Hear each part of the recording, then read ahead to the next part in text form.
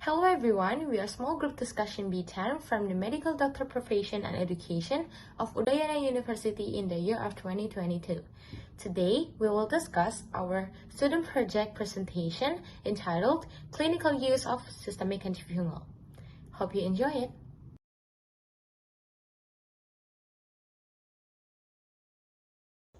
Before we start our presentation, let me introduce myself. My name is Tabita Trinaini Brusundering with last 3 digits of student number 232. So I will explain about the background of this project. Antifungal medication prevent fungal infection topically either by stopping the growth of the fungus or on the fungal cells. Antibiotics also prevent bacterial infection through mechanostatic or bactericidal mechanism. These microorganisms have developed resistance to conventional microorganisms designed to kill or stop their reproduction. Systemic fungal infections are often caused by genera Candida, Blastomyces, Coccidioides, Paracoccidioides, Histoplasma, and Cryptococcus. Various components of fungal cells are affected by antifungal agents. For example, azoles stop the formation of ergosterol, a major component of fungal membranes. Resistance to Candida species, which is increasing due to the gradual increase in Candida infection and increased use of drug. Therefore, this project will elucidate the clinical use of systemic antifungal. That's for me. Thank you. Hello, my name is Komangadi Surya Mahotama with the last 3 digits student number 221. Through the preparation of student project entitled Clinical Use of Systematic Antifungal, we will discuss the following problems in purpose. Number 1, knowing what is the definition of antifungal drug. Number 2, knowing what are the classification of systematic antifungal. Number 3, knowing how is the mechanism of systematic antifungal. Number 4, knowing what is the resistance of systematic antifungal. Number 5, knowing what are the clinical uses of systematic antifungal. And then the last one, number 6, knowing what are the side effects of systematic antifungal. Thank you. Okay, now let me introduce myself. So my name is Hannah Clarista Nadine, and you can call me Nadine. And my 3 last digit number of student ID number is 236. Now I'm going to tell you about the benefits. The benefits of fluconazole antifungal prophylaxis in bone marrow transplant patient appear to outweigh the possible increased risk of colonization and infection by Cruce or C. glabrata. C. tropicalis and C. albicans has a high mortality rate, and these infections can be prevented with prophylactic use of fluconazole. C. cruce and C. glabrata infections generally do not contribute to increased mortality, and most patients infected with these organisms recover after appropriate antifungal therapy. Okay, that's it from me. Now, my friend is going to explain the next topics. My name is Igusti Aya Prasavitata Sekirana, and the last 3 digits of my student ID number are 212. Antifungal is the kind of substance that can be used to treat mycosis cases. A substance can be called or classified as antifungal when it is capable of inhibiting the growth of fungus that could trigger a pathogenic reaction from one's body. One of the antifungals that is often used to treat sickness caused by Candida species. People may be exposed to and infected with fungal infections in regions where dimorphic fungi cause endemic mycosis. Fungi infections can result in morbidity and mortality, which place a significant financial burden on the healthcare system.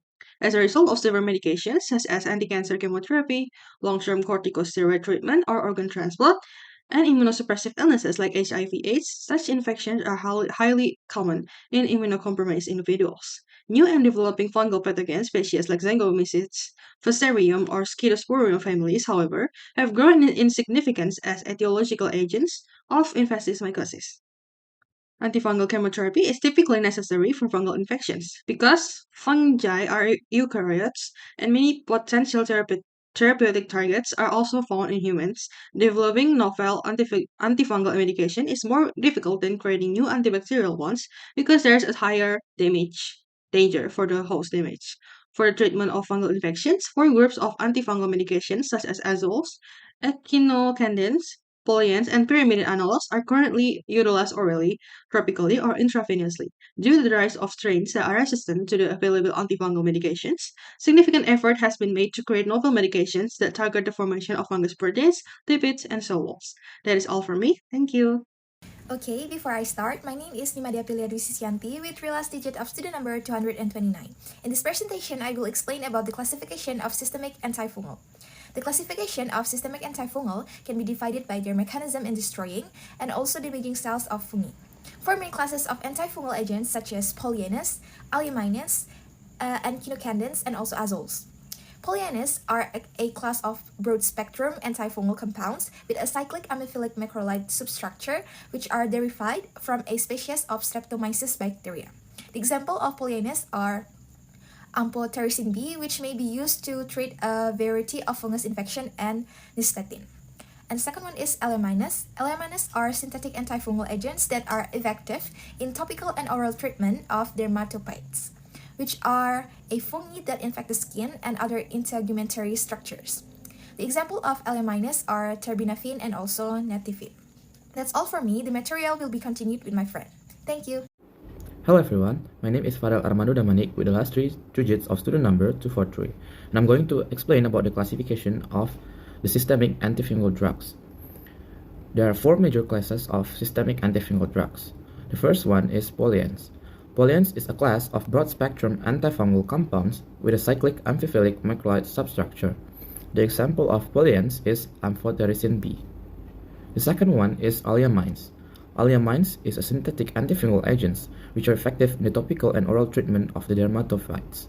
The example of alliamines is the terbinafine and the natifine. My name is Komanga Sri Bunga Sudani. With the last three digits of student number is 241. I will continue to explain the mechanism to each type of systemic antifungal drugs. The first one is polyane. This type of antifungal drug works by binding to ergosterol and creating pores in that membrane, which eventually make the cell into lysis due to leakage of the components that are in the intracellular membrane itself. This occurs as a result of their amphiotic structure, which they will assemble to form a pore-forming complex. The carboxyl and amino groups of the polyane molecule will form a chain of intramolecular hydrogen bonds, which will increase the stability of the pore-forming complex. The pore on the transmembrane are formed in two ways. The first one is the polyane-induced conformational thinning effect on the lipid layer, will allow the two membranes to separate, or by joining two of the half pores that will bond both sides of the bilayer without needed for a change in membrane confrontation. The second one is allylamine. This type of antifungal drug works by decreasing the synthesis of ergosterol by fungal cell through an inhibition system of the squalene epoxidase enzyme, an important enzyme in the formation of ergosterol, which will catalyze the conversion of squalene to squalene epoxide. This mechanism has the effect of increasing the accumulation of squalene intracellularly, which has a toxic effect on the cell, and eventually it also has the effect of decreasing the ergocellular membrane, which the decrease of ergosterol membrane activity cause increased membrane permeability and cause leakage of the component within the membrane. The other type of antifungal drugs is echinocandins. Echinocandins are cyclic lipopeptides which dissolve in water and become a new class of antifungal. This antifungal drug works by inhibiting glucan synthase and is used to treat invasive fungal infection. The mechanism of action of echinocandins is by inhibiting the enzyme glucosyltransferase, which plays an important role in the formation of component that protects the integrity of the fungal cell wall. However, the work of these echinocandins doesn't have wide spectrums compared to others such as polyane and azole agents. This is because its activity is limited to pathogens that depend on the glucan polymer. The last type of antifungal drugs is azoles. This type of antifungal drugs is most commonly used by most people. The way azole works is by interfering with an important enzyme used to make fungal cell membranes. The mechanism of action of all azole antifungals is based on inhibition of the fungal cytochrome P450, which is important for the biosynthesis of ergosterol, the main sterol in the fungal plasma membrane. This inhibition system causes blockades of ergosterol synthesis and sterol depletion, so that the end result of this drug is cell lysis and death. Thank you.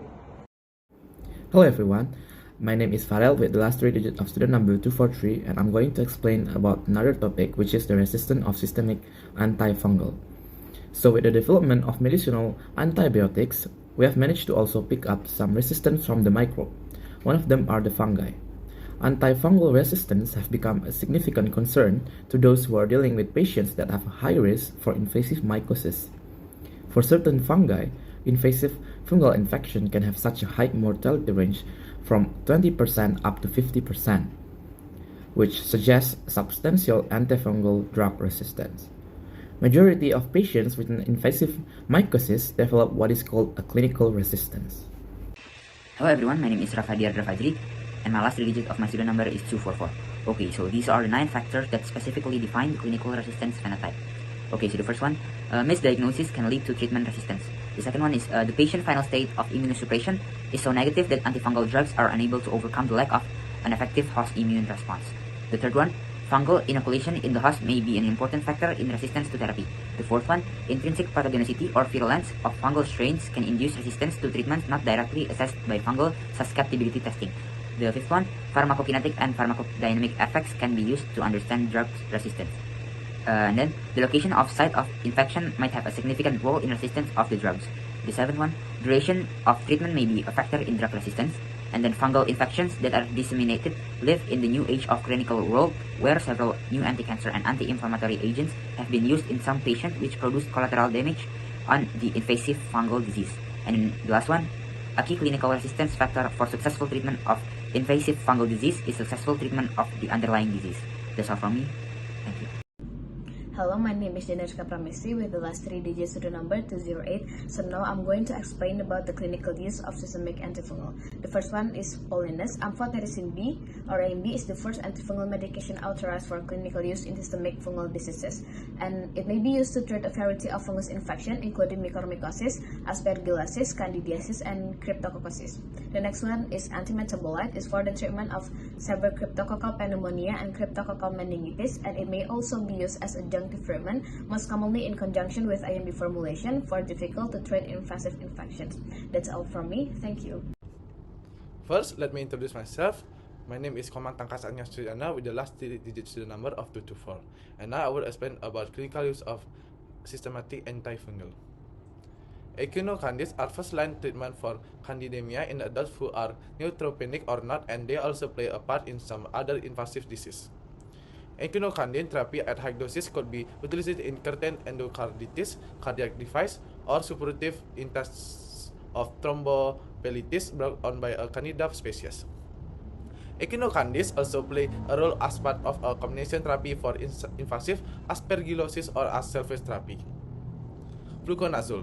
To treat or prevent candidemia, invasive candidiasis, coccidioidomyosis, and less severe as consolidation therapy. Leatronazole to treat various instances of sporotrichosis, coccidioidomyosis, non-CNS, bradyomyosis, and hitoplasmosis. Voriconazole for clinical conditions like fusariosis, scaidoporium, and cicrum involving cryptococcosis, invasive candidiasis, and other uncommon mold infection. Posaconazole to prevent fungal infection like hematologic malignancy, as well as treatment of some cases of histoplasmosis, fusariosis, aspergillosis, coccidioidomyosis, candidiasis, bradyomyosis, and cryptococcosis. Thank you. Hello everyone, my name is Luh Elisa Cynthia Dewi with the last 3 digits to the number 223. Today, I will tell you about the side effects of systemic antifungal drugs. But before that, fungal infection is an ongoing infection and very dangerous for human health because it can cause death. This infection is usually found in patients who has immunocompromised or immunosuppressive infections such as HIV/AIDS. Deaths caused by fungal infections are usually caused by the fungal species of Candida, Aspergillus, Cryptococcus, Pneumocystis, Muco, and Rhizopus. So far, 5 classes of antifungal agents have been used, including azoles, echinocandins, paulines, pyrimidine analogs, and allylamines. Every antifungal agent certainly has weakness in terms of its toxicity, safety, and pharmacokinetics. That's why, these days, many researchers having an experiment to create an antifungal drugs with differences in terms of its spectrum, mechanism of action, and pharmacokinetics. Apart from the effective use of antifungal drugs, it also provides some side effects such as abdominal pain, itching or burning sensation on the skin, diarrhea, and liver disease. Now, I will describe the side effects of using each class of antifungal drugs. The first one is azoles. Azoles are the most commonly used antifungal drugs. Azoles are used in the treatment and prevention of mycosis because of their broad spectrum. Azoles classified into imidazoles and triazoles. However, due to its high level of toxicity, imidazoles was replaced by triazoles. The second one is Polines. Polline is a broad-spectrum antifungal drug produced by bacteria of the genus Streptomyces by fermentation. Polline targets ergosterol and creates pores in the fungal membrane which all cellular components are depleted and the release of cytoplasmic contents will occur. The third one is echinocandin. Echinocandin is semi-synthetic lipopeptide that inhibit the synthesis of the major component of the fungal cell wall. Echinocandin, especially the cellophane, was used for the treatment of the most fungal infections. However, due to its high level of toxicity, the use of this drug is avoided. Last one is allylamines. Allylamine is a synthetic fungicidal agent that blocks ergosterol biosynthesis because it is reversible and is non-competitive squalene oxidase inhibitor. Before I continue the presentation, allow me to introduce myself. My name is Gustia Erikatsana Nindita with the last 3 digits of student number 233. Here I will present the conclusion for our student project. Antifungal medications prevent fungal infections either by inhibiting fungal growth or its cells. 4 groups of antifungal medication, namely azoles, echinocandins, polines, and pyrimidine analogs, are currently utilized orally, topically, or intravenously. However, these antifungals have a number of disadvantages in terms of toxicity, range of activity, safety, and pharmacokinetic characteristics. Antifungal drugs usually work by killing fungal cells or stopping their growth and reproduction. It mostly targets cell membranes and cell walls of fungi. Antifungal drugs also have mechanisms to destroy and damage their own cells. For example, inhibition of the fungal cytochrome P450, which results in cell lysis in azoles. Antifungal resistance has become a significant concern in dealing with patients who have a high risk for invasive mycosis. Majority of patients with invasive mycosis develop clinical resistance, which may be affected by misdiagnosis, leading to treatment-resistant state of immunosuppression, fungal inoculation in the host, and etc. Antifungal drugs also provide some side effects that are harmful to humans, which generally includes abdominal pain, itching or burning sensation on the skin, diarrhea, and liver disease. That's all for our presentation. Thank you for listening.